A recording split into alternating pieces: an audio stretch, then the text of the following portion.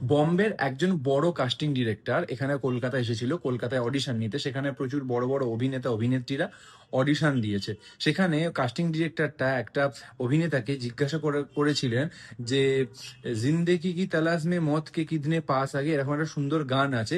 গানটা হলো এরকম, জিন্দেগি কি তালাশ মে হাম মত কে কিতনে পাস আ গয়ে। এই গানটার বাংলা মানেটা কি? তো যিনি কাস্টিং ডিরেক্টর বাংলার অভিনেতাকে জিজ্ঞাসা করেছিল, তো বাংলার অভিনেতা সেই অভিনেতাটি বলেছিল যে মন খুব দুঃখ দুঃখ ছিল, তো দুঃখ মন নিয়ে বলেছিল যে স্যার, প্রেম করব করব ভাবছি কিন্তু সামনে বিয়ে চলে এলো। এটাই হচ্ছে এই গানটার আক্ষরিক মানে। তো সেটা শুনে কাস্টিং ডিরেক্টর প্রচুর প্রচুর হেসেছিল।